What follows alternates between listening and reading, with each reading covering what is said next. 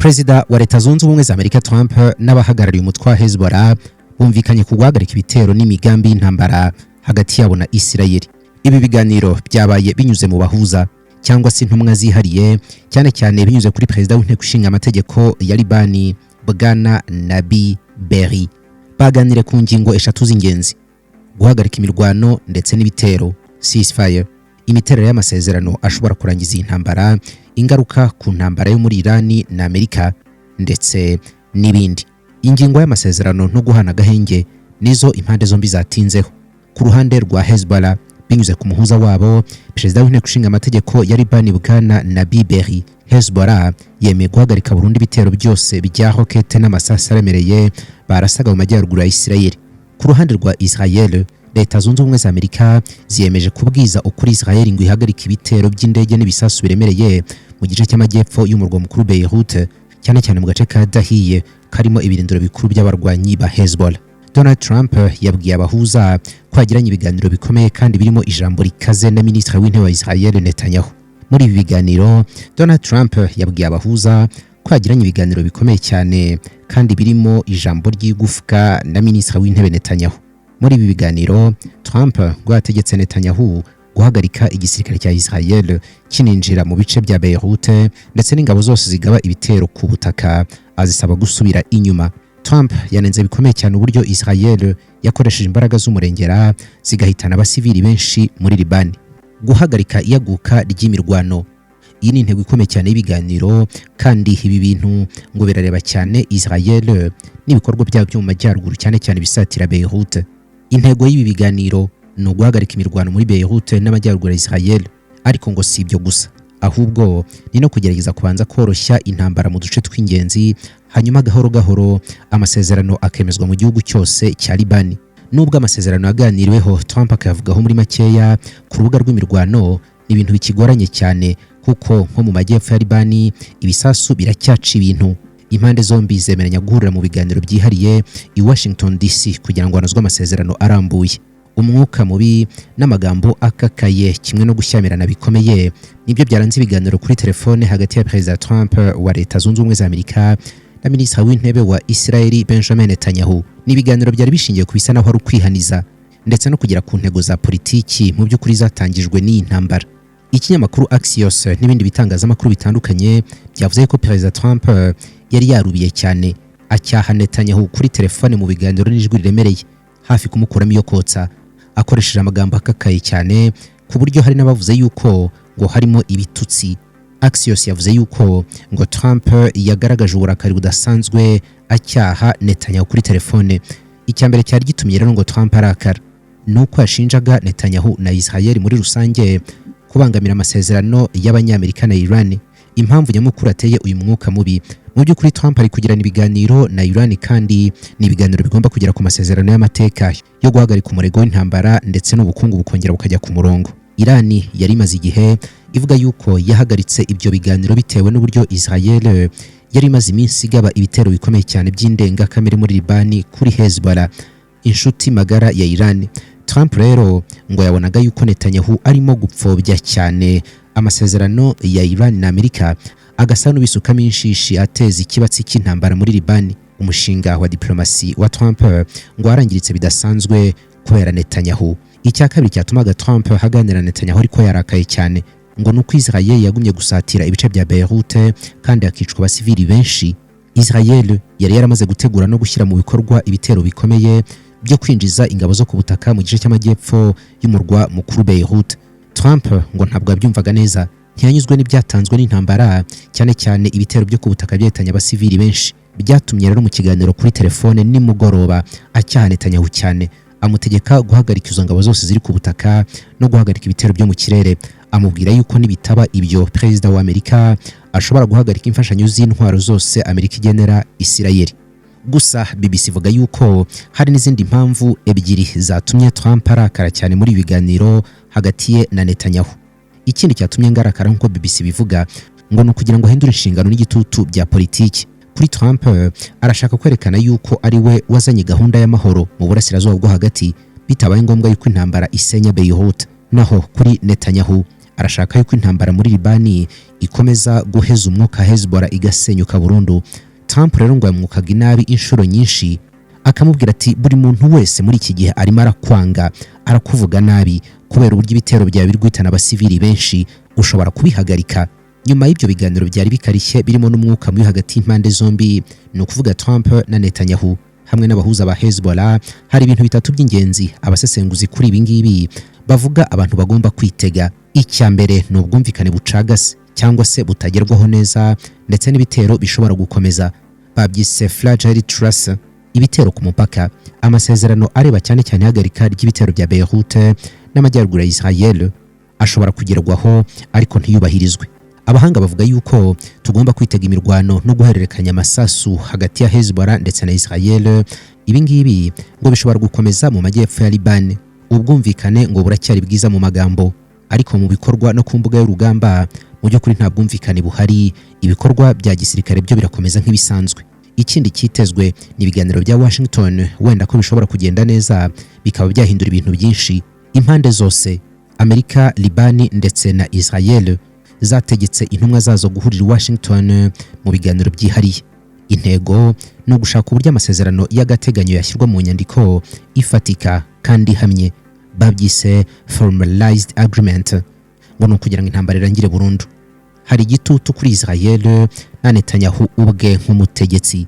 Nyuma y'uko Trump agaragaje uburakari bukomeye cyane kuri Netanyahu, Israel ngo izagenda ku kirenge cy'amakenga isa n'ikandagiye ku magi, kubera ko izabizi yuko Amerika ishobora guhagarika inkunga yose y'intwaro ndetse n'amafaranga igenerwa n'ubutegetsi bwa Uncle Sam, ni ukuvuga ubw'Abanyamerika. Hazagaragara kandi ibibazo bikomeye cyane bya politiki muri Israel. Netanyahu agiye guhura n'igitutu cy'abanyepolitiki, cyane cyane abatavuga rumwe n'ubutegetsi bwe. Bamushinja kenshi gukurikiza amategeko ya Bwana Trump no gucubya umurego w'intambara kuri Hezbollah, kandi Hezbollah itarasenyuka bya burundu. Abaheza ngo ni muri Israel bumva neza intambara yo mu burasirazuba bwo hagati, ntabwo bazumva neza uburyo Netanyahu ashobora kumvira Trump ngo ahagarike iyi ntambara. Igitutu kizaba cyinshi. Ikindi abasesenguzi bashobora kwitega nuko mu gihe ibitero bya Israel muri Libani byaba bihagaze, noneho amasezerano ya Amerika na Irani ashobora kugira ku gusendera kwa burundu, kubera ko Hezbollah inshuti ya Irani yemera kurekeraho urugamba. Irani na Amerika bashobora gusubukura ibiganiro byabo mu bijyanye n'ubukungu ndetse no kugera ku mahoro arambye. Ibi bishobora guha umutuzo ugereranije umuryango mugari w'uburasirazuba bwo hagati. Ikindi abantu bakwitega ni ugukaza umurego ku kibazo cya Gaza, kubera ko intambara ya Libani n'imbaraga za Hezbollah zisa n'izagabanutse kubera igitutu cya Trump. Israel na Amerika bashobora noneho kwerekeza amaso n'imbaraga byabo byose muri Gaza, bagakemura ikibazo cya Hamas ndetse no gucyura impunzi zitataniye hirya no hino mu bishwangi by'inzu. Ibi bintu byose bizagenda bigaragara neza bitewe n'uko impande zombi zizubahiriza ibyo Trump yabasabye mu minsi ya mbere y'aya masezerano. Ibitero rero ntabwo birahagarara. Amakuru agezweho kuri uyu wa kabiri ku itariki 2 agaragaza yuko imirwano n'ibitero bigikomeje, kandi ngo birakaze cyane mu majyepfo ya Libani. Mu by'ukuri ibitero birakomeje kandi baraye baganiriye, nta kintu birimo bitanga. Nubwo Trump yatangaje yuko impande zombi zemeranije guhagarika imirwano no kurasana ku mbuga y'urugamba, ibintu n'ibindi bindi ibiri kubera muri Libani bitugeraho mu makuru biteye inkeke. Hari ibitero bishya bya Israel muri Libani n'ubundi. Amakuru atangazwa n'ikigo cyo muri Libani gishinzwe itangazamakuru yemeza yuko ibitero by'indege zitagira abapilote cyangwa se drone za Israel uyu munsi gusa byahitanye abantu 8 mu majyepfo ya Libani. Muri abo ngabo barimo n'umuganga uvura inkomere witwa James Kaham, kimwe n'abana 2, umuhungu n'umukobwa, barashwe bari mu modoka. Hari kandi gukomereka kw'abasirikare ku mpande zombi. Ibitero byibasiye ibice bitandukanye bya Nabatie, Taulu hamwe na Jibshit. Aho ngaho haguye abasirikare 2 ba leta ya Libani, barakomereka mu buryo bukomeye cyane. Igisirikare cya Israeli cyongeye gutanga imiburo gisaba abaturage ba Nabatie guhungira kure bagana mu majyaruguru, kubera ko ngo bagiye kuharasa bikomeye cyane, ngo bamenye ko hari ibindiro bikomeye bya Hezbollah bagomba gukuraho. Ariko nanone no kuri Israeli ibintu ntabwo byoroshye. Hezbollah atangije ibitero bikaze mu majyaruguru ya Israel, ntabwo irahagarika ibitero byayo byose nk'uko byaganiriweho nijoro kuri telefone. N'ubundi kuri wa kabiri mu gitondo hari ubuduha bwabyutse busakuza mu majyaruguru ya Israeli nko mu gace ka Kiryat Shmona. Ubuduha bwasakuzaga bwumvaga ibisasu bya drone byaturukaga muri Libani byoherejwe na Hezbollah. Hezbollah yatangaje yuko yarashe ibifaru by'intambara bya Israel mu gace ka Hadath mu masaha mu gitondo. Mu by'ukuri niba baganire kuri telefone kubera iki ibitero bitahagaze. Impamvu ibitero bitahagaze ni ukutumvikana kwa Trump ndetse na Netanyahu nabo mwuka mubi baganiremo kuri telefone. Mu gihe Trump atangaza yuko buri wese yemeye guhagarika imirwano ndetse no kurasana, Minisitiri w'intebe wa Israeli Netanyahu yahise asohora itangazo rivuguruza ibyo. Netanyahu yavuze yuko yabwiye Trump ko niba Hezbollah ikomeje kurasa kuri Israeli, nabo bazakomeza kurasa mu majyepfo ya Liban hari ibindiro byayo, kandi ko n'ibisasu bizagera mu murwa mukuru Beirut. Minisitiri w'ingabo wa Israel Bwana Israel Katz yashimangiye ko Amerika ibashyigikiye kandi ko bari inyuma ku ngingo zose. Anavuga yuko abantu badashobora gutungurwa nuko Israel igomeza kurasa mu majyepfo ya Liban. Impamvu ngo batagomba guhagarika kuharasa nuko rero ko ngo Israel ikiri kugwamo ibisasu byinshi bya Hezbollah ndetse n'amasezerano y'agahenge akaba yarangijwe nkana. Amahirwe Israel Katz atanga ngo nuko wenda mu nama ya Washington abantu bashobora kumvikana ibintu byagera ku gahenge. Nubwo Trump n'abahuza bagerageza gushyiraho amasezerano yo guhagarika imirwano, Minisitiri w'intebe wa Israel Netanyahu n'ubutegetsi bwe babona yuko guhagarika intambara uyu munsi ngo byaba ari ukwemerera Hezbollah kugaruka mu buzima no kongera kwiyubaka. Impamvu z'ingenzi zituma Israel idashaka kurangiza intambara mu by'ukuri zikubiye mu ngingo zikurikira. Iya mbere ni ugushyiraho agace k'umutekano mu majyepfo ya Liban Israel ikita buffer zone. Israel ntishaka kuva muri Liban idashyizeho agace k'umutekano kagenzurwa n'igisirikare cyayo. Ni ukuvuga ubutaka buri hagati ya Liban na Israel wavuga yuko butaba bufite nyirabwo ariko bugenzurwa n'ingabo za Israel.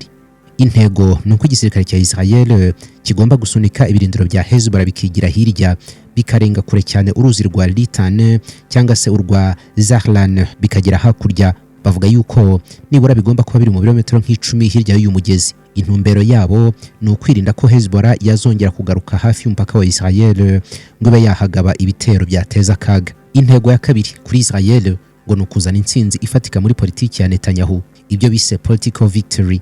Benjamin Netanyahu arimo arahura n'igitutu twabivuze. Abaturage basanzwe kimwe n'abanyepolitiki batavuga rumwe n'ubutegetsi bwe. Ntabwo ashaka guhagarika intambara vuba ahangaha adafite ikintu yerekana nk'intsinzi ikomeye yagezeho, nko gusenya Hezbollah wenda burundu. Guhagarika imirwano butuvugana nk'uko Trump abimusaba byatuma atabona ikintu yereka abaturage, kandi agomba kwinjira mu matora y'ishyaka rye, ibintu byamusunikira kuva ku butegetsi by'ako kanya. Agomba gukomeza intambara. Ikindi agomba gukora kandi cyihutirwa ni ukwambura Hezbollah intwaro kimwe n'ubushobozi bwose mu bijyanye n'igisirikare.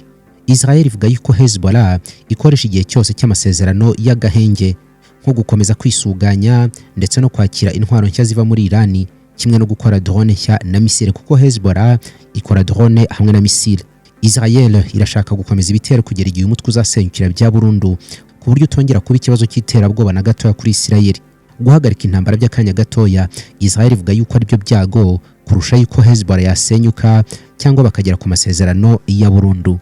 Gusa ariko hari n'abantu batekereza yuko mu buryo bw'ibanga Israel ishaka no guhindura politiki n'imitegekere ya Liban. Hezbollah ni imbaraga nini cyane mu muyobore n'igisirikare bya Liban kandi ishyigikiwe cyane na Iran. Hezbollah uretse kuba igisirikare ni n'umutwe wa politiki uvuga rikumvikana aha muri Liban. Israel rero ntabwo yatuza Liban kigenzurwa mu buryo bwari bwo bwose bwa gisirikare cyangwa politiki n'umutwe wa Hezbollah.